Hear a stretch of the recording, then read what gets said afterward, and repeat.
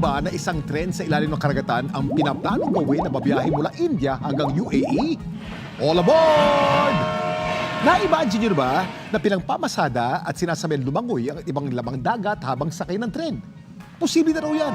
Ayon sa United Arab Emirates National Advisory Bureau, ginagawa na raw ang blueprint ng riles at klase ng tren na gagamitin para sa one-of-a-kind journey na ito. May haba itong 2,000 kilometro at sa ilalim ng tubig aarangkada. Pagdurugtungin ito ang mga syudad ng Mumbai at sa India at Fujairah sa UAE. Layunin daw nito na mapagtibay ang samahan ng dalawang bansa.